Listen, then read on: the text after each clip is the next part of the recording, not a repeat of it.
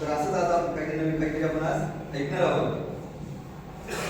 तर आपल्या आजच्या या नवकाही करण्यामध्ये नवकाही ऐकण्यामध्ये आपल्या आजचे जे गेस्ट लेक्चर आहेत ते आहेत नाशिक जिल्ह्यातील इगतपुरी तालुक्यातील एका छोट्याशा खेडेगावातील समाजसेविका आणि विशेष म्हणजे यांना नाशिकचं भूषण नाशिक रत्न हा अवॉर्ड त्यांना मिळालेला आहे. त्याचबरोबर महिला भूषण, राजमाता जिजाऊ, महासावित्री, हिरकणी पुरस्कार आणि रेड क्रॉस महिला गौरव पुरस्कार अशा विविध पुरस्कारांनी त्यांना सन्मानित केले गेले आहे. त्यांचं या नाशिकमधील विविध 80 अशा संघटना आणि एनजीओ यांचं एकत्रित त्यांनी संघटन बांधलेले आहे. त्यांची स्वतःची एक संघटना आहे ज्या संघटनेचं नाव आहे मॅजिक बस इंडिया फाउंडेशन. अशा या संघटनेच्या माध्यमातून त्या संपूर्ण नाशिक जिल्ह्याच्या बाहेर सुद्धा आपलं समाजसेवेचं घेऊन फिरत असतात. महिलांना विशेषतः मुलींचं शिक्षण आणि मुलींचं सक्षमीकरण यावर त्यांचा विशेष भर असतो. अशा या पुरस्कार प्राप्त ज्योतिताई वाघचौरे मॅडम यांचं या ठिकाणी आज आगमन झालेलं आहे. त्यांचं आपल्या government English medium residential school Mundegaon या शाळेतर्फे आपण त्यांना स्वागत करूया. या ठिकाणी आपल्या शाळेचे प्रिन्सिपल आदरणीय झागीदार सर आणि आपले अधीक्षक झोंडे सर या दोघांना मी विनंती करतो की त्यांनी आदरणीय ज्योतिताई यांना पुष्पगुच्छ देऊन आणि आमच्याकडनं भेट देऊन त्यांचा यथोचित सन्मान करावा.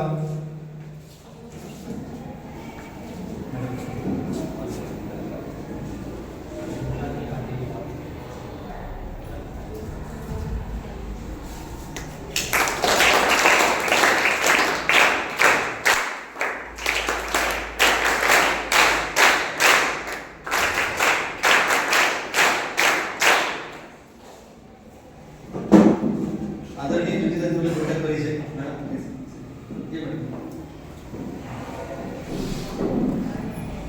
तर ज्योतिताई यांचा नुकताच एक कार्यक्रम झालाय जो प्रसिद्ध असा युट्यूबवरचा एक प्रसिद्ध मुलाखतीचा कार्यक्रम आहे जोश टॉक. तर या कार्यक्रमात त्यांनी मुलाखत दिलेली आहे. त्यांचा स्पेशल असा उपक्रम आहे नंदीकली या उपक्रमांतर्गत त्या मुलींच्या शिक्षणासाठी यांच्या सक्षमीकरणासाठी नेहमी सतत त्या धडपड करत असतात.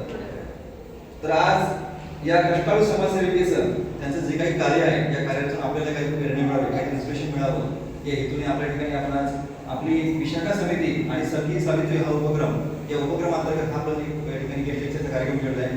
तर या ठिकाणी जास्त वेळ न घेता मी आदरणीय ज्योतिताईंना विनंती करतो की त्यांनी आपलं जे काही सेवेचं व्रत आणि जे काही त्यांचा प्रवास होता हा प्रवास आमच्यापर्यंत मांडावा आणि आम्हाला थोडंसं प्रबोधन करावं. प्लीज ज्योतिताई वाघचौरे मॅडम.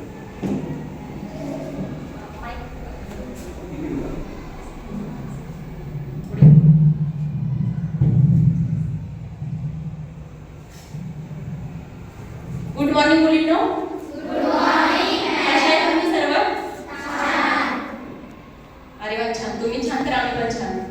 आजच्या कार्यक्रमाला उपस्थित आपले शाळेचे प्राचार्य, त्यानंतर अधीक्षक सर, सर्व शिक्षक मैत्रिणी आणि माझी बालपणीची मैत्रीण तुमच्या रोहिणी मॅडम. खरं तर यांच्यामुळे मला तुमच्यासोबत इथे चर्चा करण्याची संधी मिळते आहे. तुमचे खरंच खूप खूप मी आभार मानते कारण तुम्ही मला हा टाइम आपल्या बिझी शेड्यूलमधून उपलब्ध करून दिला. खरं तर सरांनी माझी ओळख करून दिली तुम्हाला की अगदी छोट्याशा गावातनं किंवा एवढा पुढे प्रवास केलेला आहे. मी खरं तर तुम्हाला माझी स्टोरी आधी सांगते कारण जेणेकरून तुम्हाला कुठेतरी एक मोटिवेशन मिळेल. कारण आता सरांशी बोलणं झाल्याप्रमाणे तुम्ही सर्वजण अगदी खेड्यातून ग्रामीण भागातून आलेले आहात ना? मोठं व्हायचंय? चांगलं व्यक्ती बनायचंय? Okay, very good.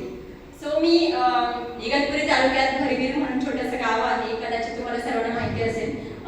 तिथे माझ्या आईवडील शेती करतात. शेतकरी कुटुंबातील मुलगी आहे जिथे कुठलाही आणि कसलाही गंध नाही किंवा आता मी इथे पुढे येऊन बोलते ही पण कधी सवय नव्हती. परंतु मनाशी ठरवलं होतं की पुढे जाऊन आपल्याला काहीतरी करायचंय. अगदी जिल्हा परिषद शाळेमध्ये माझं शिक्षण झालेलं आहे. त्यानंतर अडसरे गाव माहिती आहे तुम्हाला? तिथे पण आश्रमशाळा होती आधी. त्या ठिकाणी माझं 9वी पर्यंतचं शिक्षण झालं. त्यानंतर 10वीला मी पुन्हा माझ्या मामाच्या गावाला गेले आणि नंतर 11वी 12वी नाशिकला केलं. 12वीला मी उत्तर महाराष्ट्रातून म्हणजेच आपला जो विभाग आहे 5 जिल्ह्यांचा या विभागातून मी पहिली आले होते आणि तेव्हा खरंच माझ्यामधली मी आहे ती कुठेतरी जागी व्हायला सुरुवात झाली. कारण कुठेतरी न्यूनगंड होता की शहरामध्ये येऊन आपण चांगल्या मार्क्सने पुढे जाऊ शकतो का, चांगल्या ठिकाणी काम करू शकतो का, एक असा मनामध्ये एक विचार होता, परंतु जेव्हा माझं 12वीला मी चांगल्या मार्क्सने पास झाले आणि त्यानंतर दुसऱ्या दिवशी जेव्हा माझं पेपरला नाव आलं, तेव्हा कुठेतरी माझ्यामधला आत्मविश्वास वाढला की नाही, आपण ग्रामीण भागात जरी असलो तरी आपण खूप पुढे मोठ्या पदावर किंवा चांगल्या गोष्टी करू शकतो. सो तुम्हाला असं वाटत असेल की आम्ही ग्रामीण भागातील आहोत, आपण पुढे काही करू शकतो की नाही, असं अजिबात नाही. आणि तुम्ही तर एवढ्या छान शाळेमध्ये शिकता आहात. खरं तर मला वाटलं नव्हतं की ही आश्रमशाळा आहे, कारण मी देवगाव बघितलंय, त्यानंतर इकडे वाढविल्याची एक आश्रमशाळा आहे, तिथे पण मी काम केलं. त्यानंतर दिंडोरीला एक स्कूल आहे जी दत्तांचं हे म्हणून आहे तिथे. त्या तुलनेत आणि गव्हर्नमेंट शाळा, खरंच तुम्ही खूप लकी आहात की तुम्ही अशा शाळेमध्ये शिक्षण घेताय आणि तुम्हाला सर्वांना असे चांगले शिक्षक भेटले जे वेगवेगळ्या उपक्रमांद्वारे तुमचा अभ्यासाव्यतिरिक्त सुद्धा ज्ञानामध्ये भर देण्याचं काम करताय. खरंच तुम्ही खूप मी म्हणते की तुम्ही चांगल्या प्लॅटफॉर्मवर आहात आणि याचा वापर तुम्ही नक्कीच करा. तुम्हाला मोठं व्हायचंय? काय व्हायचंय कोणी सांगू शकेल? 2-3 मुलींनी सांगा तुम्हाला काय व्हायचंय पुढे. हा, नाव माहिती हो, तू स्माईल होते. हा, सांग पुढे काय व्हायचं तुला? इंजिनियर व्हायचं. Very good. तुला? टीचर व्हायचं. छान. माझं पण MA-DED झालं, मी पण टीचर. माझ्या वडिलांचं स्वप्न होतं की DED करावं. सो DED करून मग मी सुद्धा पुढे माझा मार्ग निवडला. तुमची स्वप्न खरंच खूप मोठी आहे आणि तुम्हाला पुढे जाण्यासाठी एक चांगला पाथ पण उपलब्ध आहे. आई वडिलांचा सपोर्ट आहेच म्हणून तुम्ही आज हे एवढ्या चांगल्या स्कूलमध्ये आई वडिलांना सोडून राहताय. बरोबर आहे? आणि तुमच्या सर्व बघण्यावरनं किंवा तुम्हाला जी उत्सुकता आहे मला ऐकण्याची, त्याच्यावरनं असंच वाटतंय की तुम्ही उत्सुक आहात पुढे जाण्यासाठी. बरोबर? ठीक आहे, चला आता आपण सुरुवात करूया आपल्या सेशनसाठी. काही उदाहरणं देते, त्या उदाहरणांमधून तुम्हाला कळेल की तुम्हाला नक्की पुढे कोणत्या पाथला जायचंय. बरोबर आहे?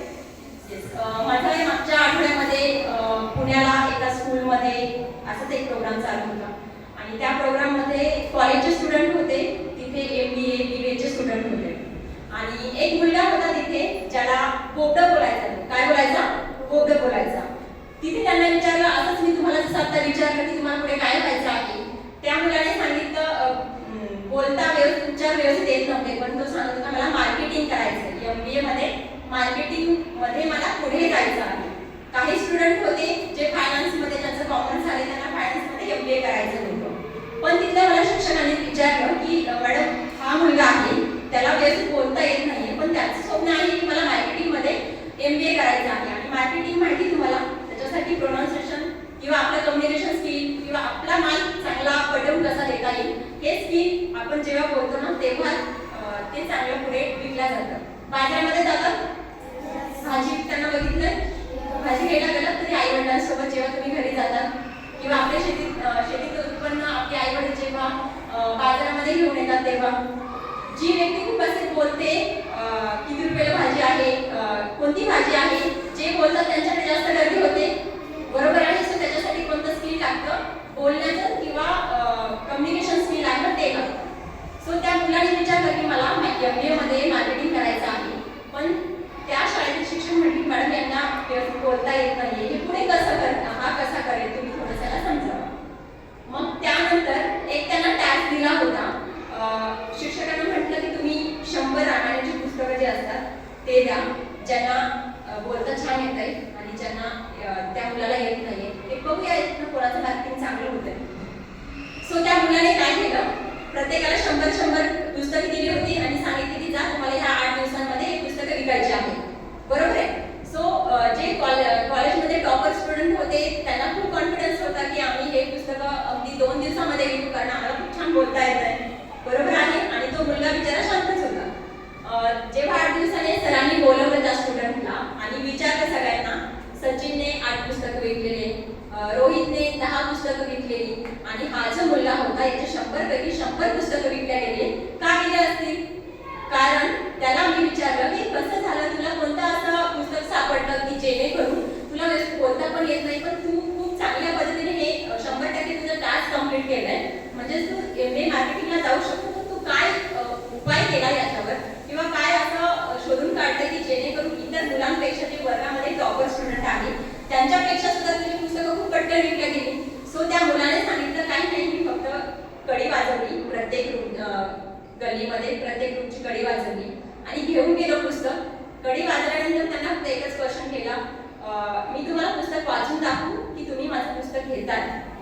तेव्हा तो कोवडं बोलत होता आणि समोरची व्यक्ती जेव्हा आली, नाही तू आम्हाला पुस्तक वाचून नको दाखवू, तुझं पुस्तक आम्ही विकत घेतो. सो याच्यामुळे तो मुलगा मार्केटिंग मध्ये पुढे गेला, कारण असं समजायचं नाही की आपण कमी आहोत. काय असतं, आपल्याकडे पुढे जाण्याची जी इच्छा असते किंवा आपल्यामध्ये कोणती अशी क्लृप्ती आहे, आपण कोणत्या याच्यात पुढे जाऊ शकतो, याच्यावर तुम्ही ठरवू शकतात की पुढे आपल्याला जायचं किंवा कसं जायचं. बरोबर आहे. आधी तुम्ही स्वतःमधल्या स्वतःला मीलाच ओळखा की मला माझ्यामध्ये कोणते गुण लपलेले आहेत. असं नाही की एखादा मुलगा मेरिटमध्ये मागे आहे किंवा तुमच्यापैकी पण असं असेल ना, पहिले 3 टॉपर 40 स्टुडंट असतील आणि पहिले 3 टॉपर आले, सगळेच टॉपर होऊ शकत नाही. बरोबर आहे. मग तुम्हाला असं समजायचं आहे का की नाही, माझा जर लास्टला नंबर आला किंवा मला चांगले मार्क्स नाही मिळाले तर मी पुढे जाऊ शकत नाही किंवा करिअर करू शकत नाही. बरोबर आहे. सो तुम्हाला काय करायचं आहे, तुमच्यामधल्या कोणत्या सुप्त कल्पना आहे, कोणते स्किल आहे जे तुम्ही स्वतः ओळखायचं आहे, त्यानुसार तुम्हाला पुढे काय करायचे आहे, वाटचाल करायची आहे. ह्या उदाहरणावरून कळालं तुम्हाला? आलं लक्षात? मग कमी समजायचं का कोणी? आम्ही ग्रामीण भागातील आहोत किंवा आम्ही अगदी खेड्यातल्या शाळेवर शिक्षण घेतोय, मग शहरामधल्या मुलांसोबत आमची कॉम्पिटिशन होऊ शकेल का? त्यांच्याकडे जे नॉलेज आहे ते नॉलेज आमच्यापेक्षा जास्त असेल असं वाटतं तुम्हाला? कधी कधी वाटतं असं, पण असं अजिबात नाही. कारण तुम्हाला माहिती आहे आपले राष्ट्रपती APJ अब्दुल कलाम जे राष्ट्रपती होते ते कुठून आले होते? अगदी छोट्या खेड्यामधून आले होते की नाही? बरोबर. पण ते कोणत्या पदापर्यंत पोहोचले? राष्ट्रपती पदापर्यंत पोहोचले की नाही? त्यानंतर आताच्या राष्ट्रपती आपला कोण आहे? द्रौपदी मुर्मू. त्या सुद्धा अगदी खूप साध्या घरातल्या आहेत, पण आज त्या कोणत्या पदावर आहेत? राष्ट्रपती पदावर आहे. बघा, तुम्हाला पुढे जायचं असेल ना, ठीक आहे, तुम्ही अभ्यास फक्त मार्क्ससाठी नाही करायचा. कशासाठी? फक्त मला मार्क मिळवायचे म्हणून अभ्यास करायचा आहे का?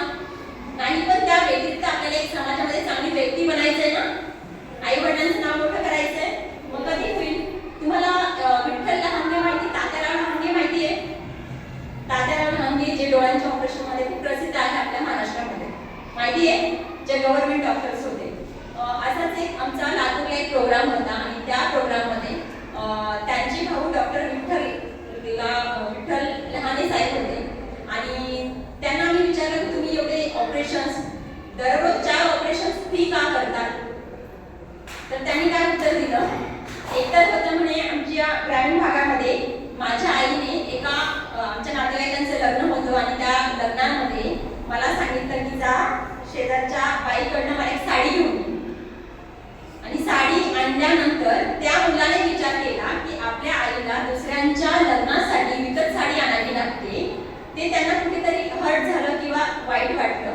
मग त्या दिवशी त्या व्यक्तीने ठरवलं, जे आता doctor Vitthal Lahane plastic surgeon मध्ये काम करतायत, त्यांनी ठरवलं की असा एक दिवस मला आणायचा आहे की ज्या दिवशी किंवा असं बनायचं आहे माझ्या आयुष्यामध्ये की मला पूर्ण माझ्या आईने दररोज एक साडी नवीन द्यायची, माझी परिस्थिती निर्माण करायची.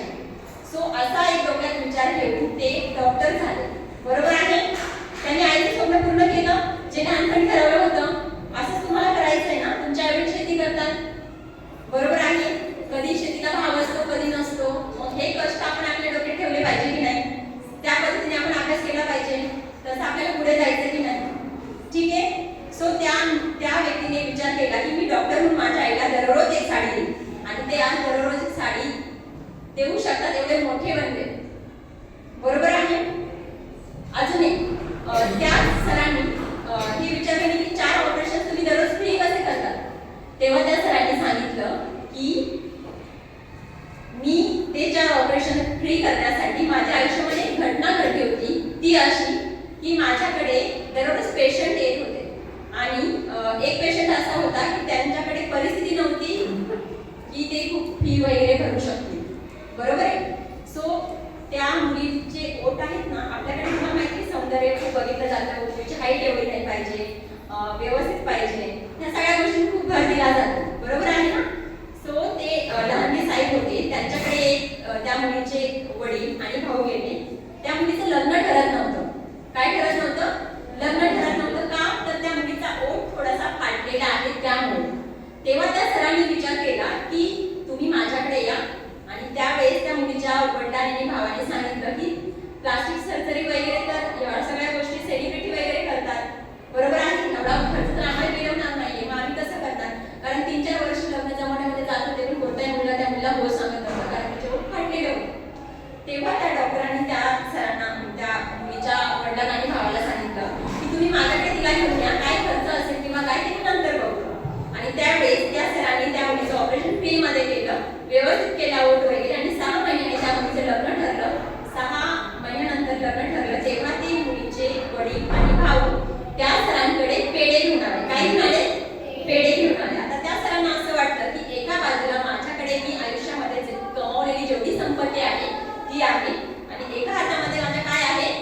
पेढा आहे.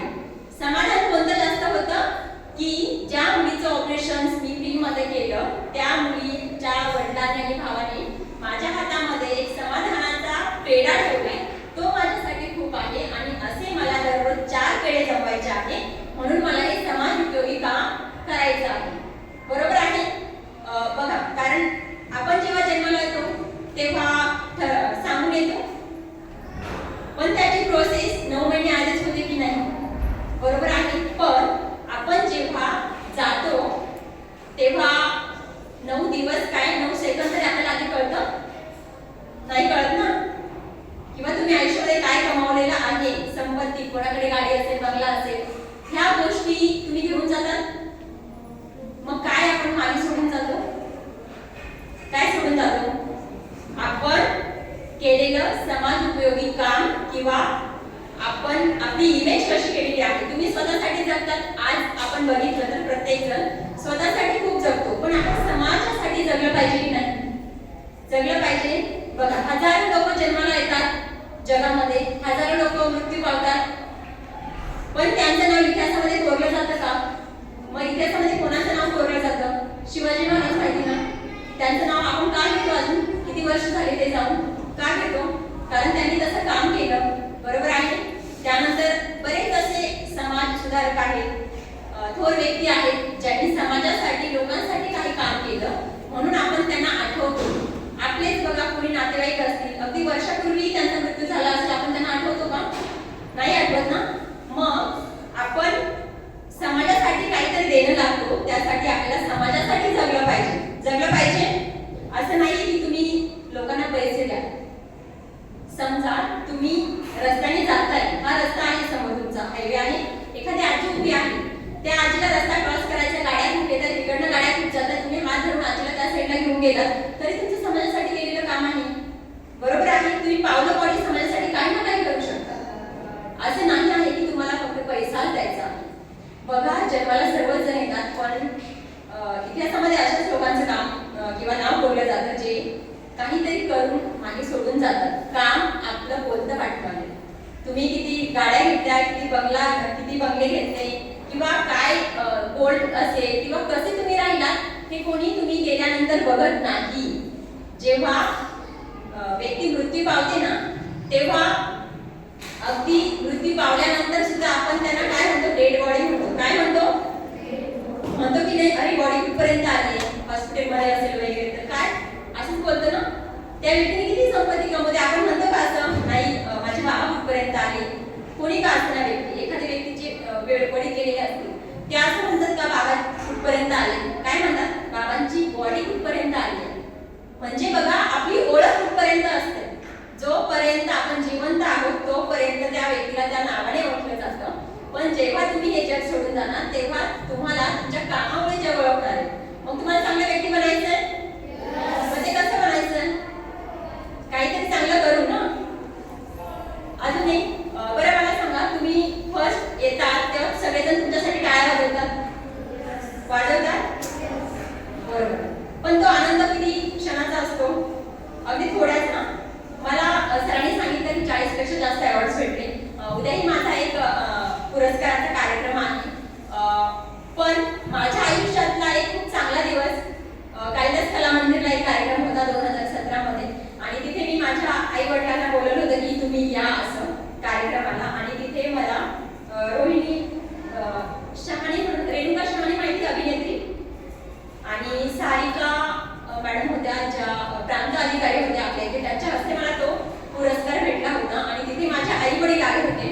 जेव्हा मी पुरस्कार घ्यायला गेली तेव्हा माझ्या आई वडिलांच्या चेहऱ्यावर जो आनंद होता तो माझ्या आयुष्यात सगळ्यात जास्त होता. कारण त्यांच्या मुलीने काहीतरी लोकांसाठी करून त्यांना, मुलीसाठी त्यांनी टाळ्या वाजवल्या. सो माझ्यासाठी माझ्या आई वडिलांनी शाबासकीची थाप दिली. माझ्यासाठी ज्या टाळ्या वाजवल्या त्यांना जे छान वाटलं तो आनंद खूप सारा आहे. बरोबर आहे. मग आपण आपला आनंद शोधायचा की आपल्या कशामध्ये आपला आनंद घ्यायचा. बरोबर आहे की नाही? जेव्हा खूप तुम्ही गर्दीमध्ये आहात आणि तुमच्या आई वडिलांना वाटतं की नाही आपली मुलगी किंवा आपला मुलगा खूप चांगला काम करतोय आणि त्याच्यामुळे त्यांचा ऊर भरून येत असेल तर त्या पलीकडचा आनंद कोणताच नाही. आलं लक्षात? कोणी नातेवाईक असतील किंवा शिक्षकांनी सांगितलं की नाही तुमची मुलगी खूप हुशार आहे, या गुणामध्ये ती खूप चांगली आहे, तेव्हा तुमच्या आई वडिलांना छान वाटतं की नाही मग असंच आपल्याला पुढे करायचं आहे, असंच वागायचं आहे, जेणेकरून आपल्या आई वडिलांच्या इमेजला त्यांनी आतापर्यंत ते जे आतापर्यंत कष्ट करतायत, शेतीमध्ये राबताय, रात्रंदिवस तुमच्यासाठी काम करताय, मग याच्यासाठी तुम्हाला काहीतरी देणं लागतं, बरोबर आहे. माझ्या वडिलांनी मला एकदा सांगितलं होतं की तू तुझ्या आयुष्यामध्ये तुला मदत करणाऱ्या व्यक्तींची नावं लिही. 100 नावं लिहिली मी की मी जेव्हा तुमच्यासारखीच मी पण डीएडला असताना हॉस्टेलला होते, या व्यक्तीने मला इथे मदत केली, कॉलेजला गेल्यानंतर ऍडमिशन घेण्यासाठी या मॅडमने मला खूप चांगला सपोर्ट केला, किंवा शाळेतून जाताना मी अशीच हात करून बऱ्याचशा जात होते की नाही कोणाची गाडी आली तर 3-4 किलोमीटर आमची स्कूल होती आणि पायी जात होतो, त्या व्यक्तीने मला मदत केली आहे. आणि मी माझ्या बाबांकडे गेले आणि त्यांना सांगितलं की या 100 लोकांनी मला मदत केली. माझे बाबा मला म्हणाले तू या सगळ्या लोकांना आठवते? म्हटलं हो. मग सांग का आठवते? कारण त्या लोकांनी मला मदत केली ना वेळोवेळी प्रत्येक ठिकाणी, ही चांगली गोष्ट आहे. पण आता दुसरी यादी तुला करायची आहे की तू आतापर्यंत किती लोकांना मदत केली त्याची तू लिस्ट कर. काय सांगितलं? पण तेवढी 100 नव्हती, ती कुठेतरी 5-6 असेल. मग तेव्हा माझ्या बाबांनी सांगितलं की नाही तुझी ही लिस्ट तुला मदत करणाऱ्या लोकांपेक्षा जास्त झाली पाहिजे, बरोबर आहे. ती केव्हा होईल? जेव्हा तू लोकांसाठी काहीतरी करेल. आता मी पुण्यावर नाही झाली, सकाळी 5:30ला निघाले होते, सुद्धा ड्रायव्हिंग करत आले तुमच्यासाठी की नाही मला काहीतरी मुलींसोबत बोलायचंय, काहीतरी करायचंय. मी काही विचारलं नाही की मी कधी येईल, काय कशी जाईल, पण माझ्या डोक्यामध्ये होतं की मला मुलींसोबत बोलायचं आहे, बरोबर. त्यासाठी मी तिकडे इकडे आली की नाही. मग असंच असतं, जेव्हा तुम्हाला काहीही करायचं असतं, चांगल्या गोष्टी करायच्या असतात ना, तेव्हा तुम्ही ठरवलं आणि वेगळ्या पाथने जर चाललात ना, तुम्हाला कोणीच मध्ये अडवणार नाही, कोणीच तुम्हाला विरोध करणार नाही. पण हे तुम्ही तुमच्या वागण्यामधून तुमच्या पालकांना, तुमच्या शिक्षकांना, तुमच्या नातेवाईकांना दाखवून दिलं पाहिजे की आम्ही योग्य रस्त्याने जातोय. कारण तुम्हाला इकडे तिकडे करणारे भरपूर असतील ना लाईफमध्ये, बरेच मुलं मुली छेडछाड करतात, काही तुम्हाला कोणी बोलत असेल, पण आपण आपला मार्ग निवडायचा की आपल्याला कसं जायचं आहे, बरोबर आहे. मग योग्य मार्ग निवडणार नक्की. तुम्हाला चांगली व्यक्ती बनायचंय, फक्त मार्गांसाठी अभ्यास करायचा, मार्गांसाठी फक्त तुम्ही त्या चौकटीत राहू नका. मार्गांसाठी तर आपल्याला अभ्यास करायचाच आहे, पण त्या व्यतिरिक्त आपल्याला ऍडिशनल काय शिकायचं. आता हा जो उपक्रम तुम्हाला ठेवला हा सिलेबसमध्ये आहे का, पुस्तकामध्ये लिहिलेला आहे का की असं लेक्चर घ्यायचं, पण तुमचे शिक्षक का करताय असं? आउट ऑफ बाउंड्री जाऊन काहीतरी करता ना तुमच्यासाठी, मग तुम्हाला आउट ऑफ बाउंड्री जाऊन काहीतरी करायचं ॲज अ व्यक्ती म्हणून. करणार आहात तुम्ही सगळे? नक्की? बरं, ठीक आहे. बघूया यातले किती पुढे जातात आणि शिक्षकांना तर पुढे सांगणार आहात तुम्ही सगळे पुढे काय होणार आहे काय नाही. शिक्षकांना मी नक्की सांगेन की सिलेबसच्या व्यतिरिक्त सुद्धा लहानपणी जेव्हा मी लहान असताना दूधवाला येतो तुमच्या घरी, केव्हा यायचा? आता पिशवीतलं वगैरे असेल, जेव्हा दूधवाला आपल्या घरी येतो आपण तो दूध देताना पहिलं जे माप टाकतो ना त्याच्याकडे आपलं फारसं लक्ष नसतं. आपलं लक्ष कशावर असतं? शेवटच्या मापाकडे असतं. का असतं? कारण तुम्हाला माहिती आहे पहिल्या मापाचे पैसे तुम्ही त्याला पे केले, बरोबर ना. पण शेवटचं माप जे काही असतं, पावशेर असेल त्याच्यावर थोडं कधी 10 टाकतोय, जी ऍडिशनल असते, माहिती आहे. त्याच्याकडे महिलेचं किंवा दूध घेणाऱ्या व्यक्तीचं खूप लक्ष असते, नाही काका थोडंसं जास्त टाका, बरोबर आहे. सो असंच शिक्षकांनी सुद्धा करायला पाहिजे की सिलेबसच्या बाहेर जाऊन मला धारेच्या रूपात मुलांना काय देता येईल. सो हे तुम्ही देतातच आहात, पण अजून एक ब्रॉड माइंडने विचार करून आपल्याला मुलांसाठी काय या धारेच्या रूपात देता येईल, जेणेकरून आपल्या शाळेतील मुलगी खूप चांगल्या पदावर चांगली व्यक्ती म्हणून जगेल आणि फॅमिली सोबतच तुमचंही नाव रोशन करेल. सो तुम्हाला हे तत्व तुम्हालाही पाळायचं आहे, बरोबर आहे. कारण बऱ्याच अशा घटना घडत असतात, एखादं चांगलं काम करत असताना अडीअडचणी खूप साऱ्या येत असतात. तुम्हाला आरोग्याचे प्रॉब्लेम्स येऊ शकतात, समाजाकडनं विरोध केला जाऊ शकतो, किंवा तुम्ही कुठेतरी डिमोटिवेट होऊ शकतात. पण तुमच्या माइंडमध्ये सेट करा की मला एक चांगली व्यक्ती म्हणून जगायचं आहे. सगळे जगणार आहात? छान. ओके. आता तुमच्यापैकी काही प्रश्न आहेत का तुम्हाला? कोणत्याही सब्जेक्टवर काही हवंय गायडन्स? तुम्हाला कधी काही प्रॉब्लेम्स येतात? कोणाला काही विचारायचंय? काहीच क्वेश्चन नाही. तुम्हाला माहिती आहे प्रश्न कधी नसतात. एकतर तुम्हाला खूप चांगलं समजलंय आणि किंवा तुम्हाला याच्या पुढे जायचं नाही, तेव्हा तुमच्या माइंडमध्ये कोणताही प्रश्न नसतो. बरोबर आहे? मग तुमच्याकडे क्वेश्चन नाहीये, प्रश्न विचारले पाहिजे आणि असं वेळ झालं तर अजून चांगलं इंटरेस्टिंग आपलं सेशन होईल. अजून मुलींनो विचारा. काहीच क्वेश्चन नाही.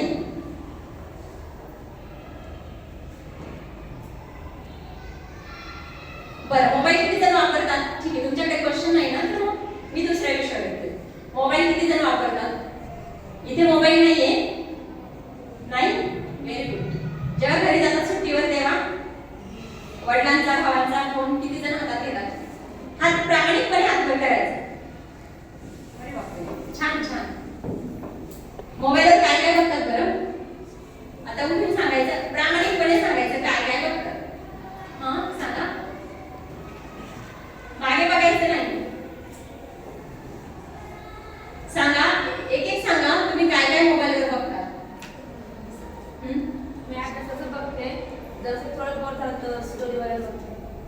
Okay, story. थोडं बोर झालं तर मग स्टोरी वगैरे असं बघते. अच्छा, ओके. काही माहिती पाहिजे असेल तर ती किंवा माहिती पाहिजे असेल. बरोबर आहे. आपण शाळेत आहोत म्हणून तुम्ही मला अभ्यासाच्या गोष्टी सांगताय का? मी पण तुमच्यातलीच एक पुढे गेली आहे. बरोबर ना? सर शिक्षक आहे म्हणून तुम्ही सगळं अभ्यासा रिलेटेड सांगताय का? या व्यतिरिक्त तुम्ही काय बघतात मला ते सांगा, जे मला अपेक्षित आहे. आणि मला माहिती सगळेजण काय बघतात. व्हॉट्सअप माहिती सगळ्यांना?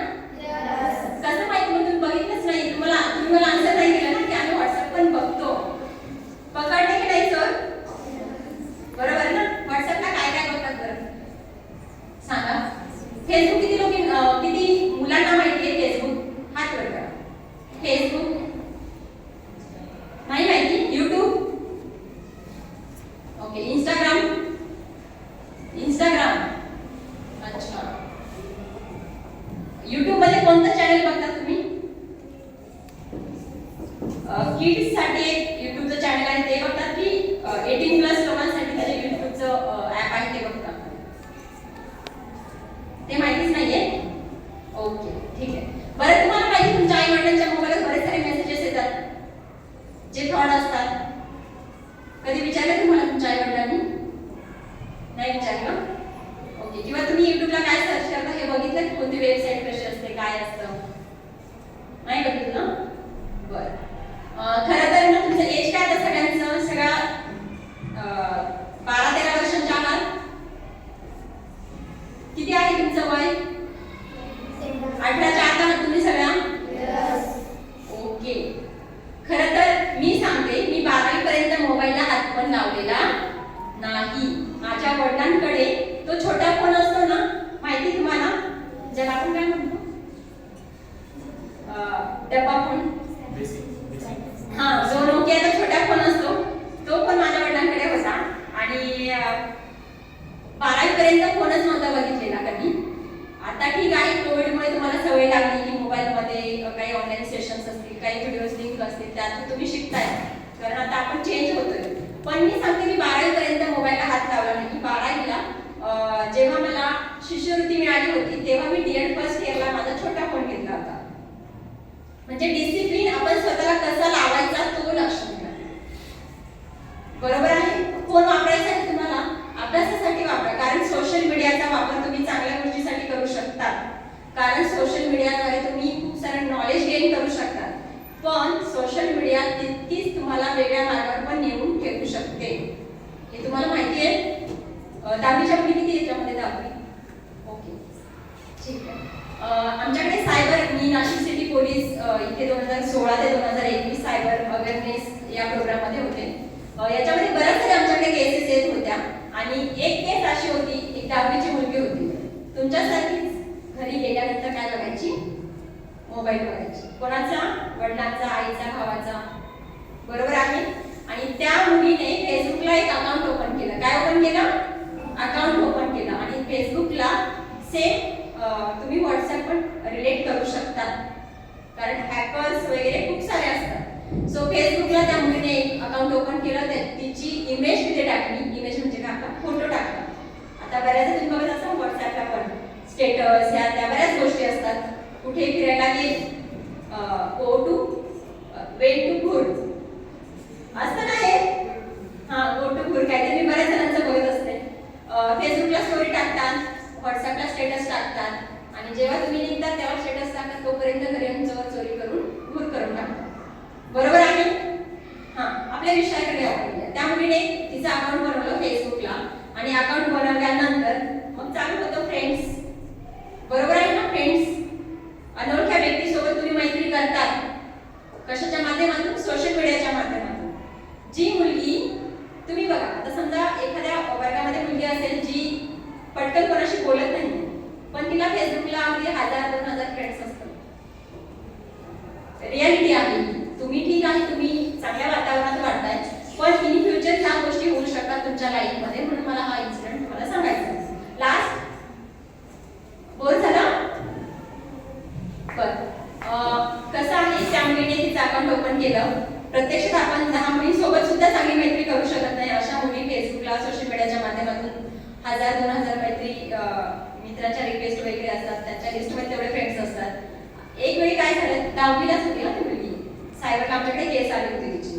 तर त्या मुलीने फोटो वगैरे टाकले, एका अनोळखी व्यक्तीने फ्रेंड रिक्वेस्ट पाठवली, मैत्री झाली, ते चॅटिंग करायला लागले फेसबुकला.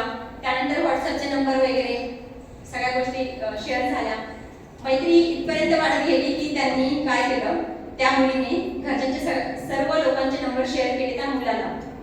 कुठला आहे काय आहे माहिती नाही, फक्त फेसबुकच्या फोटोवरून त्या मुलीने सगळे नंबर्स वगैरे शेअर केले. आणि त्यानंतर त्या मुलांची, त्या दोघांची एवढी जवळीक वाटली की त्यांनी भेटायचं ठरवलं. भेटायचं ठरवल्यानंतर त्याच्या अगोदर त्या मुलाने काय काय केलेलं होतं, फॅमिलीजचे नंबर घेतलेले होते, वेगवेगळ्या पोजेसमध्ये त्या मुलीचे फोटो घेतलेले होते. आणि नंतर जेव्हा भेटायचं ठरवलं तेव्हा तो मुलगा तिथे आला, आणि तो मुलगा हा मुलगा नव्हता, तर 35 वर्षाची व्यक्ती होती. 10वीची मुलगी, एज किती? 16. त्या माणसाचं वय किती? 35. आणि तो माणूस काय करत होता, तर एका ठिकाणी गॅरेजवर काम करत होता, पण तो वेगवेगळ्या गाड्या तिथे यायच्या, त्याच्यासोबतचे फोटो तो तिथे अपडेट करायचा.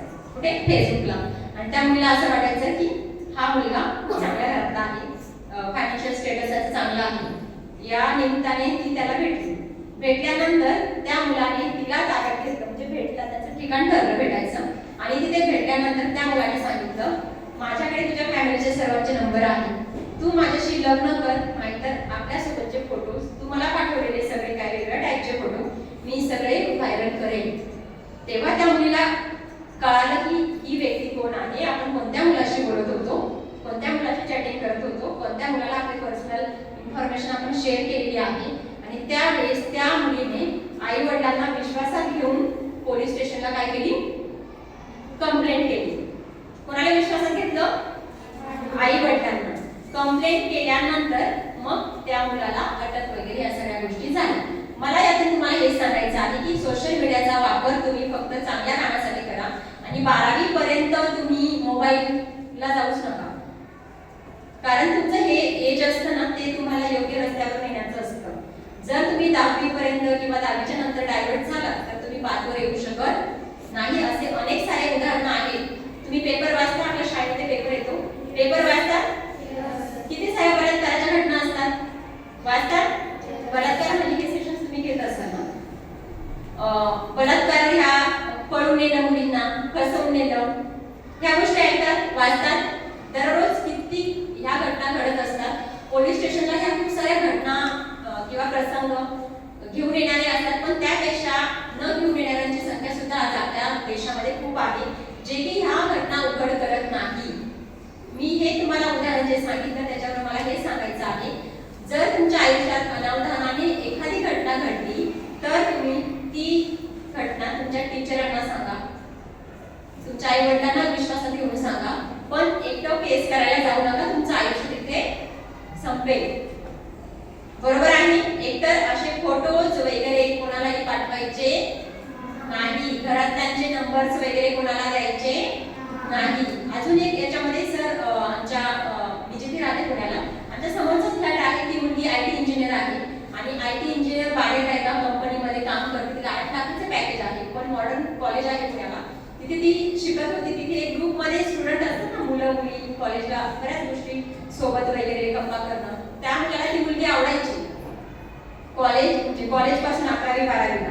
आणि त्यानंतर एवढं काही तिला काही वाटलं नाही आणि त्यानंतर त्या मुलाने तिला ब्लॅकमेल करायला सुरुवात केली आणि ब्लॅकमेल केल्यानंतर असं सांगितलं की माझ्या जीवाचं काही करून घेते, तू जर मला हो म्हटली नाही तर. त्या मुलीने त्याला घालून हो म्हटलं आणि जॉबला जॉईन केल्यानंतर 2021ला जॉईन केल्यानंतर ते दोघं एकमेकांच्या संपर्कात आले. गार्डनला जा, इकडे जा, तिकडे जा, फोटो काढले सोबतचे वगैरे आणि नंतर दोघांचं बोलणं स्टॉप झालं आणि पुन्हा कारण वर्क फ्रॉम होम आलं, ती घरी राहायला लागली कारण तिचे वडील एक चांगल्या गव्हर्नमेंटच्या पोझिशनवर आहे. दोघी मुली बहिणी, आई घरीच असते, घरामध्ये कसं एक चांगलं वातावरण, घरात त्या गोष्टी सांगू शकत नाही. ते त्यांनी त्या मुलाची कॉन्टॅक्ट सोडलं, त्या मुलाने दुसऱ्या मुलीशी कॉन्टॅक्ट केलं, त्या दोघांचं भांडण झालं आणि ह्या मुलाने त्या मुलीला फोटो शेअर केलेले होते जेव्हा ते दोघं एकत्र होते. तिच्या घरच्यांचे नंबर त्या मुलीला सांगितलेले आणि त्यानंतर आता त्या मुलीचं लग्न घरचे बघायला लागले. काका आमच्या समोरचेच काका आणि काका स्थळ बघायची सुरुवात झाली.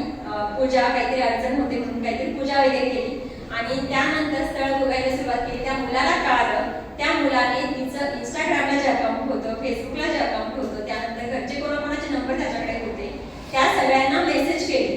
काय केले की आम्ही दोघं 5 वर्षापासून संपर्कात आहे, हा माझा नंबर.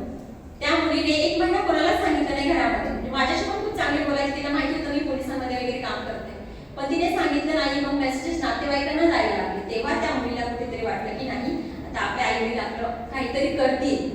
मग तरी तिने डेअरिंग करून तिच्या वडिलांना सांगितलं की असा असा मुलगा मला त्रास देतोय, असाच्या ह्या गोष्टी होत्या. नंतर त्या काकाने मला सांगितलं आपल्याला कसं करता येईल, काय करता येईल. मग नंतर पोलीस कंप्लेंट केल्यानंतर आपल्याकडे ग्रामीणच्या डीसीपी होत्या माधुरी कांबळे मॅडम, ज्या आता PCMC मध्ये डीसीपी आहे, त्यांच्यासोबत मी इथे काम केलेलं असल्यामुळे त्यांना पटकन सांगितलं. आणि मुलगी असल्यामुळे घरच्यांचं होतं की नाव डिस्क्लोज नाही झालं पाहिजे, तर मग आपण कसं करू शकतो, हा सॉल्व्ह कसा करू शकतो. तर त्यावेळेस त्यांनी पोलिसांनी जेव्हा त्या मुलाला इन्क्वायरीला बोलवलं तेव्हा हे त्या दुसऱ्या मुलीच्या नावाखाली हाच मुलगा बरत होता. बरोबर आहे. म्हणजे बघा विश्वास कोणावर ठेवायचा, कितपत ठेवायचा, कारण तिने लग्न करावं म्हणून तो ब्लॅकमेल करत होता त्या मुलीला. अशा घटना तुमच्या आजूबाजूला घडत असतील की नाही? घडतात ना? या गोष्टी चांगल्या आहेत का? नाही. मग आपण कोणत्या मार्गाने गेलं पाहिजे, मोबाईलचा वापर कितपत केला पाहिजे, याच्यासाठी मी तुम्हाला हे 2 उदाहरणं दिलेली आहेत. बरोबर आहे. मग मोबाईलचा वापर करायचा नाही, एकतर केला तर रिस्ट्रिक्शन्स पाळायचे आपण, कारण पुढे 10वी नंतर तुम्ही कॉलेजला जाणार आहात. बरोबर आहे. कॉलेजला गेल्यानंतर तुमचं लाईफ चेंज होणार.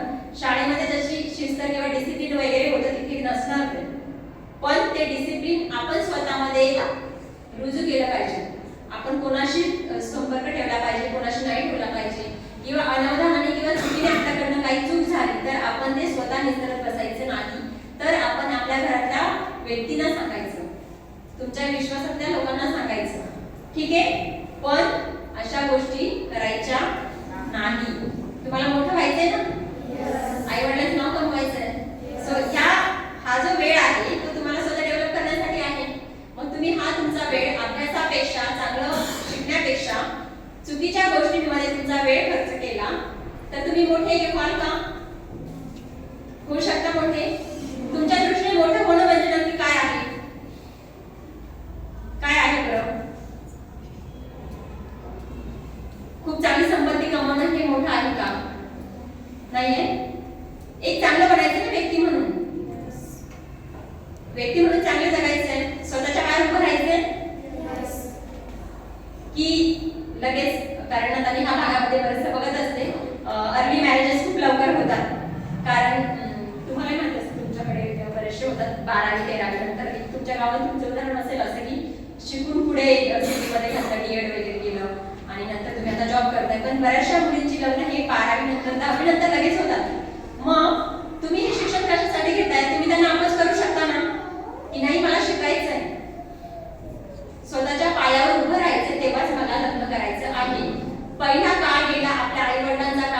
कारण आपले वडील किंवा आई असेल, आई एवढी शिकलेली नसायची तेव्हा, घरच्यांचा दबाव असायचा. तुम्ही एवढं आतापर्यंत इथे बाहेर आलेला आहात, तेवढं बाहेर तुम्ही आपले आई वडील पडलेले होते का? आपली आई गेली होती का? तुम्ही सांगा, तुमची आई एकटी जाते का नाशिकला? किती मुलींची आई जाते बरं एकटी? कोणासोबत जाते? पप्पांसोबत जाते. अजून भावांसोबत जात असेल, पण एकटी जाते का? नाही जात ना. का नाही जात? कारण ती स्वतःचे डिसिजन स्वतः घेऊ शकते, स्वतःचे निर्णय स्वतः घेऊ शकते. नाही घेऊ शकत. का नाही घेऊ शकत? काम करते की नाही तुमची आई? तुम्ही एक बघितलं मानुषी चिल्लर, जी विश्वसुंदरी झाली 2019 मध्ये. तिला इंटरव्ह्यू मध्ये एक क्वेश्चन विचारला होता की भारतामध्ये किंवा जगामध्ये अशी कोणती महिला आहे की जी खूप जास्त पगार कमवते? तेव्हा तिने काय उत्तर दिलं? जी घरामध्ये आहे, जी घरातलं काम करते, जी हाऊसवाईफ आहे, माझ्या दृष्टीने ती सर्वात जास्त काय करते? पगार घेते.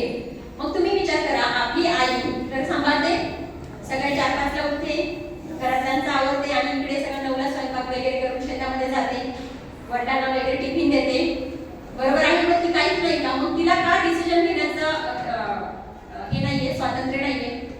का नाहीये? कारण ती तिचे विचार मांडू शकते का? वाटलं पण की नाही मी एकटी जाऊ शकते, किंवा मला इकडे जायचं, तिकडे जायचं, मला हे घ्यायचंय, अशी साडी घ्यायची, किंवा अजून कुठे नातेवाईकाकडे जायचंय, तर ती मनात असते पण बोलून दाखवते का वडिलांच्या पुढे? का नाही बोलून दाखवत? का बोलून दाखवत नाही? सांगा, काय वाटतं तुम्हाला? तुमच्या घरातली आई का नाही बोलत बरं?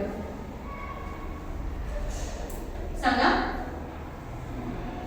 शिक्षण आहे का? शिक्षण आहे. बघा, तुम्ही तुमचं वय किती कमी आहे तरी घरी गेल्यानंतर तुम्हाला काय करायचं किंवा काही नाही करायचं, तुम्ही तुमच्या वडिलांना सांगू शकता कॉन्फिडेंटली की नाही पप्पा मला हे करायचं, मला हे पाहिजे, इकडे जायचं? सांगू शकतात ना? काय सांगू शकतात? कारण तुम्ही शिक्षण घेताय ना, नॉलेज गेन करताय, स्वतः इंडिपेंडेंट बनण्याकडे तुमची वाटचाल सुरू आहे, बरोबर आहे की नाही? म्हणून तुम्ही तुमचं मत व्यवस्थितपणे मांडू शकतात, बरोबर आहे? मग तुमची आई किंवा त्यांना ते वातावरण नाही मिळालं, ती त्यांची चुकी नाहीये, ती त्यांच्या परिस्थितीची चुकी आहे, बरोबर आहे? पण तुमच्याकडे उदाहरण ठेवू शकता तुम्ही की माझ्या आईने जे भोगलं किंवा जे सर्वाइव्ह करते आहे माझी आई किंवा माझी बहिणी, कोणी असेल, त्यांच्यासाठी तुम्हाला नाही जायचं, तुम्हाला स्वतःचे डिसिजन स्वतः घ्यायचे आहे, बरोबर आहे की नाही? कधी होऊ शकतं हे सगळं? तुम्ही चांगलं शिक्षण घ्याल, चांगले विचार तुमचे होतील, किंवा चांगली व्यक्ती बनण्याकडे तुमची वाटचाल चालू होईल, आणि तुमच्या वागण्यातनं, तुमच्या बोलण्यातनं तुमच्या आई वडिलांना, तुमच्या आजूबाजूच्या लोकांना जेव्हा कळेल की तुम्ही नाही, माझी मुलगी दुसऱ्या मुलीपेक्षा काहीतरी वेगळी आहे का, मी तुम्हाला सांगावं नाही लागत की पप्पा मी वेगळे आहे बरं का, असं सांगाल ना तुम्ही? नाही सांगाल ना? हे कधी कळेल त्यांना? तुमच्या बोलण्यातनं, तुमच्या विचारातून कळेल की तुम्ही बोलताना कसे बोलता, तुमचे विचार कसे आहेत, तुम्ही घरातल्यांशी कसं वागतात किंवा इतरांशी कसं वागतात, यातून कळणार आहे की नाही? मग तुम्हाला तसं व्हायचं आहे, चुकीच्या मार्गाकडे जायचं नाही. आणि जन्माला येताना असं म्हटलं जातं, मातृपितृ ऋण, देश ऋण आणि समाज ऋण. हे फक्त माइंड मध्ये ठेवायचं की आपल्याला आई वडिलांसाठी काहीतरी करायचं आहे, देशासाठी काहीतरी करायचं आहे. देशासाठी म्हणजे असं नाही की तुम्ही सगळ्यांनी आर्मी मध्ये जा, पण तुम्ही काहीतरी देशासाठी म्हणजे काहीतरी काम करता ना समाज उपयोगी, ते देशासाठीच आहे, बरोबर आहे? समजा तुम्ही रस्त्याने जाताय, ट्रॅफिक सिग्नल असतात, सिग्नल फॉलो केला तुम्ही, तेच ऋण. असं नाही तुम्ही आर्मीमध्येच गेला पाहिजे, बरोबर आहे? रस्त्याने जाताय, चॉकलेट्स खाल्ले किंवा केळी वगैरे खाल्ली आहे, त्याचा कचरा इकडे तिकडे न टाकता तुम्ही डस्टबिन मध्ये टाकला, काय आहे हे काम? देशासाठीच ना, कारण तुम्ही स्वच्छता ठेवताय, बरोबर आहे की नाही?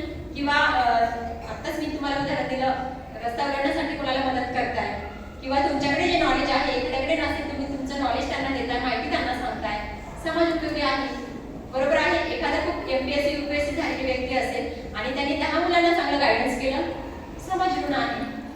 तुम्ही बँकिंग सेक्टरमध्ये आहात, तुमच्या गावामध्ये कोणी मुली असतील त्यांना बँकिंग सेक्टरमध्ये जायचंय, ते नॉलेज तुम्ही त्यांना देऊ शकता, बरोबर आहे की नाही? बरोबर आहे की नाही? तुम्हाला तसं व्हायचंय ना? नक्की अभ्यास करतात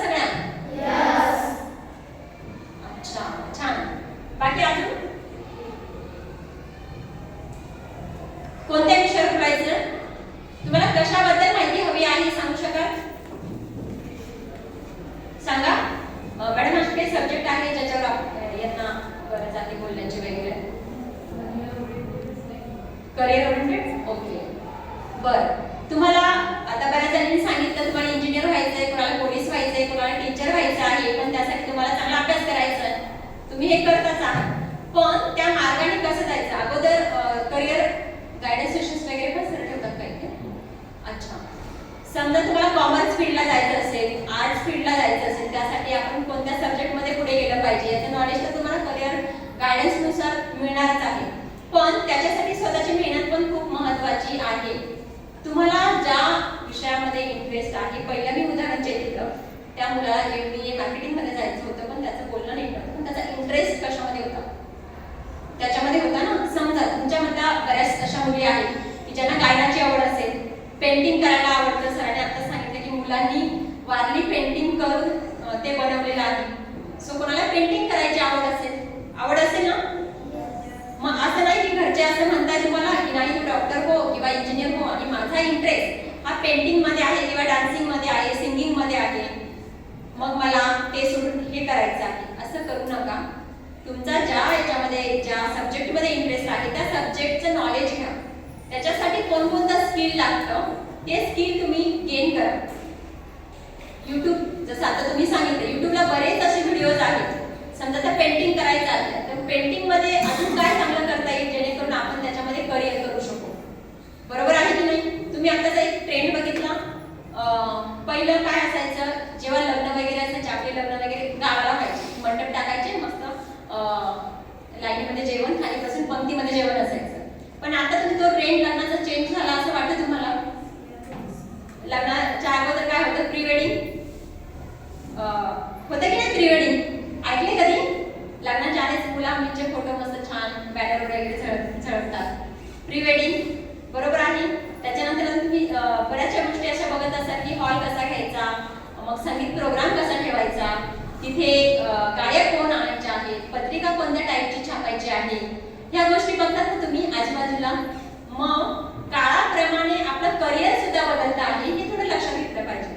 मग तुम्हाला असं वाटत असेल मग आता आपण लग्न वगैरे अशा टाईपचे होत आहेत, मग तिथे कोणाकोणाला करिअर तिथे ग्रोथ होत आहे? ॲडव्हर्टायझिंग बरोबर आहे, इव्हेंट मॅनेजमेंट. म्हणजे तुम्ही पारंपरिकच करिअर निवडलं पाहिजे असं नाहीये. पण आता तुम्ही ज्या वर्षामध्ये आहात, आता जी गरज आहे याच्यापेक्षा पुढे 5-6 वर्षांनी कशामध्ये जास्त गरज निर्माण होणार आहे त्या दृष्टीने तुम्ही तुमचं करिअर निवडा. बरोबर आहे. मी हे उदाहरण दिलं तुम्हाला की हॉटेल मॅनेजमेंट आधी होतं का? बघा गावामध्ये कोणतरी एखादा वडापावचं किंवा चहाचं दुकान टाकलं तर आपण तिथे जात होतो. परंतु आता आम्ही पुण्यामध्ये तर बघतो असं की सॅटर्डे संडे कंपल्सरी किचन बंद. फक्त चहाला किचन चालू, बाकी मग लंच डिनर या जेवायचं, रात्रीचं जेवण, दुपारचं जेवण याच्यासाठी सगळेजण कुठे जातात? हॉटेलमध्ये जातात. मग हॉटेल मॅनेजमेंट वाढलेलं आहे. बरोबर आहे. मग तुम्ही तुमच्या करिअरचे 5 वेगवेगळे करंट सिच्युएशन काय आहे, कशामध्ये जास्त स्कोप आहे आपल्याला पुढे करिअर करण्यासाठी, त्या दृष्टीने तुम्ही तुमचं करिअर निवडलं पाहिजे. आता पुढे येऊन हेल्थमध्ये सुद्धा खूप चांगला स्कोप असेल. कोविडमध्ये तुम्ही बघितलं ना कशाची गरज जास्त होती? Doctors, nurse. आलं लक्षात? सो विचार असं करायचा आहे की जर आपण 10वीला आहोत तर 10वी झाल्यानंतर आपलं ग्रॅज्युएशन 3 ते 5 वर्षामध्ये 12वी पर्यंत, नंतर ग्रॅज्युएशन म्हणजे 5 ते 6 वर्षानंतर कोणत्या सेक्टरमध्ये जास्त माणसांची गरज आहे किंवा जास्त स्कोप आहे असं क्षेत्र तुम्ही तुमच्या करिअरसाठी निवडलं पाहिजे. कारण आता बरेच जण आम्ही पुण्याला बघतो, बरेच जण IT करतात. पण आता आम्ही बऱ्याचशा कॉलेजेसला ट्रेनिंग प्लेसमेंटचे पण आम्ही सेशन घेत असतो.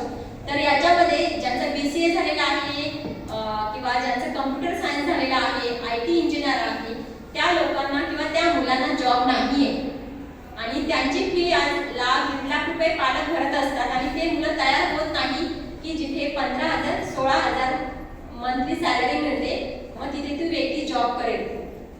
पण कम्पेअर टू BA BCom झालेले जे स्टुडंट असतात ना ते बँकिंग सेक्टरमध्ये जाऊ शकतात.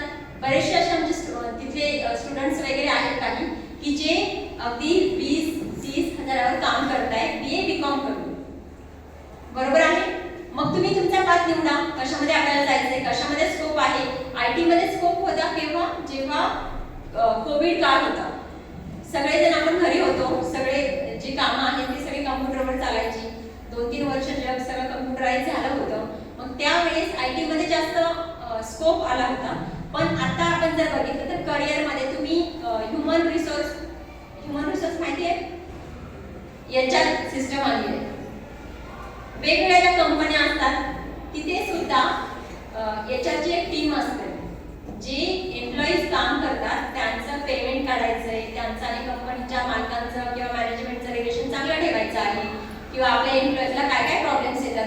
तुम्ही HR निवडतात, ते HR हे काम करतात. मग असे वेगवेगळे पाठ तुम्ही ठरवा. आता तुम्ही मेन 10वी पर्यंत तर हेच करू शकतात की आपल्याला चांगल्या मार्काने पास व्हायचे. 10वी हा आपल्या करिअरचा एक पाया म्हणतो ना, एक बेस असतो. 10वीला तुम्हाला चांगले मार्क्स मिळाले अबव 80% तर तुम्ही चांगल्या कॉलेजेसला ऍडमिशन घेऊन पुढे चांगलं करिअर करू शकता. त्याच्यानंतर काही मुलांनी असं समजायचं नाही की आम्हाला 80 पेक्षा जास्त कमी मार्क असेल मग आम्ही काहीच करू शकत नाहीये का. तुम्हाला माहिती आहे IPS शर्मा माहिती आहे, IPS शर्मा सर मूवी ऐकला, बघितला ना. ते किती शिक्षण काय त्यांचं काय आहे, 12वी नापास आहेत ते, बरोबर आहे की नाही. फक्त तुम्ही मार्कांच्या मागे नाही पळायचं तर आपल्याला डेली लाईफ मध्ये ज्या घटना घडतायत, जे नॉलेज आपल्याला घेता येईल ना त्यानुसार तुम्ही स्वतःला डेव्हलप करा. तुम्ही MPSC UPSC मध्ये जाऊन सुद्धा एक चांगलं करिअर करू शकता गव्हर्नमेंटची किंवा चांगल्या पोझिशनला तुम्ही तिथे जाऊ शकता. पण त्याच्यासाठी पाया पक्का पाहिजे आणि तुम्ही लकी आहात की तुम्ही ग्रामीण भागातून येताय आणि अशा ज्या कॉम्पिटिटिव्ह किंवा अशा एक्झाम्स असतात ना त्याच्यासाठी हेच क्वेश्चन विचारले जातात ग्रामीण भागात. आणि जे शहरातले मुलं असतात ना त्यांना अगदी वरच्या लेवलपासून सुरुवात करावी लागते की भुईमुगाच्या शेंगा कुठे येतात, बटाटे कुठे उगतात, ह्या गोष्टी तर आपल्याला माहिती की नाही. मग तुम्हाला तुमचा बेस तर तयारच आहे, तुम्हाला फक्त पुढचा बेस तयार करायचा आहे. जे की तुम्ही इयरली घेताय एज्युकेशन त्यामधल्या कोणकोणत्या गोष्टी आपण पुढे रिलेट करू शकतो याच्यासाठी तुम्ही अजून चांगला प्रयत्न करू शकता. पण करिअर करत असताना कधीही वेगळ्या मार्गाला जायचं नाही, अभ्यासावर कॉन्सन्ट्रेट करा. जे काही चांगलं घेता येईल सोशल मीडियाचं 12वी नंतर 10वी नंतर तुम्ही मोबाईल वापरणार आहातच, परंतु असे अनेक वेगवेगळे ऍप्स आलेले आहेत ज्याच्यामधून तुम्ही तुमचं स्किल डेव्हलप करू शकता आणि वेगवेगळ्या विषयावर तुम्ही माहिती घेऊ शकता, बरोबर आहे. बाकी अजून तिकडे बोर झालात का तुम्ही? नाही, ओके. माझी सरांनी जे सांगितलं, माझी संस्था आहे मॅजिक बस इंडिया फाउंडेशन, तिथे मी पुण्याला वर्क करते. पुण्यामध्ये 80 पेक्षा जास्त कॉलेजेस आहेत, तिथे आम्ही एम्प्लॉयबिलिटी स्किल्स आणि प्लेसमेंटवर वर्क करतो. मागच्या वर्षी आम्ही 11,000 मुलांना हे ट्रेनिंग सेशन दिलेले आहेत आणि 6,000 स्टुडंटला आम्ही जॉब दिलेले आहेत फ्री ऑफ कॉस्ट. तुमचं कोणी पुण्याला असेल ज्यांना जॉब करायचा आहे, नाशिकचं आहे कोणी, आता नाशिकमध्ये सुद्धा आम्ही ते सुरू करतो आहोत. तिथे केटेजरला मी प्लेसमेंट ड्राईव्ह सुद्धा घेणार आहोत. तुमच्या आजूबाजूला कोणी असेल, गरजू असेल त्यांना नक्की सांगा. आम्ही free of cost placement provide करतो कारण आमच्याकडे CSR प्रोजेक्ट आहे. बजाज फिन्सर्व असेल, टाटा असेल किंवा बाकीच्या मोठ्या कंपन्या असतात. तुम्हाला माहिती का CSR म्हणजे काय? ज्या कंपन्यांचा टर्नओव्हर 100 करोडपेक्षा जास्त असतो त्यांना 2% जी काही अमाऊंट असते ना ती समाज उपयोगी कामांसाठी द्यावी लागते, बरोबर आहे. सो त्या अंतर्गत आमच्याकडे प्रोजेक्ट आहे. नक्की तुम्हाला करिअरमध्ये काही गरज वाटली पुढे तर माझ्याशी कॉन्टॅक्ट करू शकता, बरोबर आहे. आणि अजून ॲडिशनल मला एक गोष्ट सांगायची आहे. फेसबुकचा जो वापर आहे ना चांगला आपण कसा करू शकतो. मी 2013 पासून इथे पोलिसांचे कार्यक्रम घेत गेले. मला काहीच माहिती नव्हतं. DED नंतर सुद्धा माहित नव्हतं फेसबुक काय आहे, इंस्टाग्राम काय आहे. पण पोलिसांसोबत काम करत असताना मला त्यांनी सांगितलं, मॅडम तुम्ही हे जे वर्क करताय ते वर्क तुम्ही सोशल मीडियावर टाका. मग तिथे बऱ्याच लोकांना माझं काम माहिती होत गेलं आणि ज्यांना कधी कोणाला काही मदत हवी असेल तर ती लोक मला मेसेज करतात. पोलिसांची काही हेल्प हवी असेल किंवा कोणत्या एखाद्या डिपार्टमेंटमध्ये काही आरोग्याच्या वगैरे माहिती हवी असेल, काही मदत हवी असेल तर ते लोक कॉन्टॅक्ट करतात आणि सोशल मीडियावर मी जे काही काम करते ते काम मी तिथे पोस्ट करायचे आणि तेव्हा मग त्या लोकांना माझं काम कळत गेलं आणि ते मग माझ्यासोबत कनेक्ट झाले. म्हणजे चांगल्या कामासाठी तुम्ही सोशल मीडियाचा वापर करू शकता ज्याच्यामुळे तुम्ही चांगल्या करिअरवर पुढे एक ग्रोथ घेऊ शकता. YouTube तुम्ही बघत असाल तर YouTubeला आताच सांगितलं एप्रिलमध्ये माझं शूटिंग झालं होतं, जो आता जूनमध्ये झालं ते रिलीज झाला. त्यावर 20 मिनिटामध्ये मी माझी थोडीशी जर्नी जी आहे ती सांगण्याचा प्रयत्न केला. 2017मध्ये एक पंकज घाडगे नावाचं पॉडकास्ट चॅनल आहे त्याच्यावर पण माझा 1.5 तासाचा इंटरव्ह्यू झाला होता की माझी सुरुवात कशी झाली, मी पुढे कशी गेले किंवा हे क्षेत्र मी कसं निवडलं याच्याविषयीचं मी त्यामध्ये सांगितलेलं आहे. तुम्ही नक्की ते बघू शकता आणि काही तुम्हाला मदत लागली पोलिसां रिलेटेड काही सेशन आपल्याला ठेवायचे असेल तर आपण वाडीवरचे जे आहे त्यांचं तिथे PSI वगैरे आहेत ओळखीचे, सो त्यांचं सेशन आपण इथे ठेवू शकतो. आरोग्याच्या दृष्टीने सुद्धा तुम्हाला काही हेल्प लागली तर नक्की सांगा. मुख्यमंत्री वैद्यकीय सहायता विभाग जो आहे त्याच्यामध्ये मी ॲडिशनली वर्क करते आहे. ज्यांना मोठे मोठे ऑपरेशनसाठी पैसे जे काही कोणी देऊ शकत नाहीये त्यांना त्या अंतर्गत मदत केली जाते. सो त्याच्या सुद्धा रिलेटेड तुम्ही तुमच्या आजूबाजूला कोणी असेल ज्यांना काही मदत हवी असेल तर तुम्ही नक्कीच त्यांना सांगू शकता. तुमच्या शिक्षकांना सांगा, ते माझ्याशी कॉन्टॅक्ट करतील. ठीक आहे? येस. बोर झाला तुम्ही? नक्की? बरं, आपण नंतर पुन्हा एकदा भेटूया. आणि सर तुम्ही सांगितलं की वारली पेंटिंगची इथे आवड आहे. माझी एक मैत्रीण आहे नाशिकमध्ये आणि ती आर्टिस्ट आहे. ती अशी वर्कशॉप वगैरे घेते, पेंटिंगचे तिचे एक्झिबिशन्स वगैरे लागतात. मी तिला सांगू शकते की मुलांसाठी सुद्धा ॲडिशनली अजून काही करता आलं तर ती सेशन तुमच्यासोबत घेऊ शकते, जेणेकरून तुमच्या करिअरला सुद्धा एक वळण लागू शकतं. ज्यांना पेंटिंगमध्ये, ज्यांना कलेमध्ये आवड आहे, चित्र काढण्यामध्ये आवड आहे, सो त्यांचं एक आपण सेशन तुम्हाला जेव्हा वेळ भेटेल तेव्हा सांगा. आपण सेशन ह्या मुलांसाठी ज्यांना त्यामध्ये करिअर करायचं आहे त्याच्यासाठी ठेवू शकतो. आणि खरंच तर धन्यवाद. आता टाइम पण होत आलाय की तुम्ही मला खरंच वेळ दिला इथे आणि तुमच्यासोबत बोलण्याची मला संधी दिली. कारण मला ऑफिसमध्ये बसण्यापेक्षा मला अशा बोलक्या चेहऱ्यांसोबत किंवा बोलक्या व्यक्तींसोबत इंटरॅक्शन करायला खूप आवडतं. माझ्याकडे जे काही नॉलेज आहे किंवा समोरच्याला आपण कसं चांगल्या पद्धतीने त्यांचं करिअर असेल किंवा एक चांगली व्यक्ती बनण्यासाठी जे काही मदत मला करता येईल ते मी अशा मोटिवेशनल किंवा अशा सेशन्समधनं करत असते. यापुढेही तुम्हाला नक्की काही सेशन्स वगैरे काही घ्यायचं असेल तर मला नक्की सांगा. त्याच्या आधी मला विषय दिला तरी चालेल. धन्यवाद. आणि तुम्ही मला खूप चांगल्या पद्धतीने ऐकून घेतलं. मी जे बोलते हो हो करत गेलात त्याबद्दल तुमचे मनापासून धन्यवाद. Thank you so much.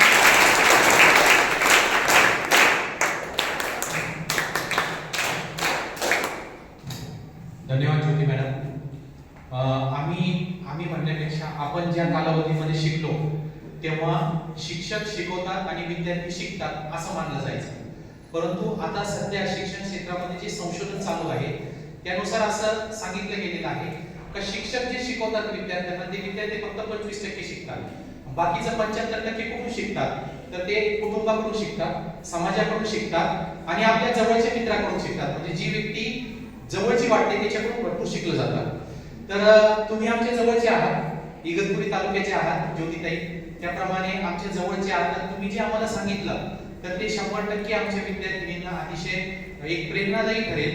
आम्ही ज्या काळात शिक्षण घेतलं त्या काळात असे कार्यशाळा नव्हत्या किंवा अशी चर्चासत्र नव्हती, आम्हाला कोणी सांगणारा नव्हतं. परंतु आता इतक्या सुविधा झालेल्या आहेत की आपल्याला अगदी समाजामध्ये जे शिकतात लोक किंवा जी काही करण्याची ज्यांना इच्छा आहे विद्यार्थिनींना सांगण्याची, मुलांना सांगण्याची, अशा ज्योतिताई आपल्यामध्ये आल्या. आपल्याला त्या ठिकाणी त्यांनी सांगितलं, जी काही प्रेरणा दिली ते सगळ्यात महत्त्वाचं आहे. ज्यावेळेस आम्ही कॉलेजमध्ये शिकत होतो त्यावेळेस आम्हाला सांगायचंय प्रश्न विचारायचे शिक्षक की माणूस कशाला म्हणतात. तर आम्ही सांगायचो, आम्ही सायन्सचे स्टुडंट होतो, आम्ही सांगायचो ज्याला चालता बोलता येतं, ज्याला श्वासोच्छ्वास घेता येतो तो माणूस. परंतु आज एआय म्हणजे आर्टिफिशियल इंटेलिजन्स, सोशल मीडिया इतका पुढे गेलेला आहे का माणूस कशाला म्हणणार. तर ज्याला सत्य असत्य कळतं, ज्याला खरं खोटं कळतं आणि ज्याला त्या ठिकाणी ते खरं खोटं कळून ज्याला ते आपल्याला सत्य काय करायचंय, आपल्याला खरं काय करायचंय हे ज्याला कळतं तो माणूस आहे असं या युगामध्ये त्या ठिकाणी आपल्याला म्हणावं लागेल. त्याच्यामुळे मुलींना तर खरं म्हणजे फार सजग राहण्याची आवश्यकता आहे. सोशल मीडियाचा वापर करताना आपण किती सजग राहायला पाहिजे हे सगळ्यात चांगल्या पद्धतीनं ज्योतिताईंनी या ठिकाणी सांगितलं. मॅडम माझा पुढचा असा आहे, आमचे नितीन केवटे सर आहेत, गावडे मॅडम वगैरे हे सर्व आहे. आम्ही सखी सावित्री एक समिती आहे आमची जी संपूर्ण शासकीय आश्रमशाळांमध्ये आहे. त्याप्रमाणे विशाखा समिती आहे. मग त्याच्यामध्ये आम्ही मुलींसाठी असे विशेष चर्चासत्र, काही कार्यशाळा असं ठेवण्याचा पण आमचा आहे. तर तुमच्या याच्यामध्ये कोणी मेहंदी क्लास आणि शिवण क्लास असं याच्याबद्दल जर कोणी आम्हाला त्या ठिकाणी मुलींना सांगितलं तर आम्ही त्या ठिकाणी तुमचा आभारच करू. आणि या ठिकाणी आपण 5:30 वाजता निघला पुण्याहून आणि या ठिकाणी अगदी मी चहा सांगितलेला होता पण तुम्ही मॅडमने सांगितलं की आपल्याला वेळ त्या ठिकाणी ऍडजस्ट व्हायला पाहिजे. तुम्ही चहा सुद्धा घेतला नाही आणि डायरेक्ट इथं आले, त्या ठिकाणी विद्यार्थिनींना मार्गदर्शन केलं, त्याबद्दल मी शाळेच्या वतीने शाळेच्या विशाखा समिती आणि सखी सावित्री समितीच्या अध्यक्षांकडून आपलं त्या ठिकाणी पुन्हा एकदा आभार व्यक्त करतो. धन्यवाद.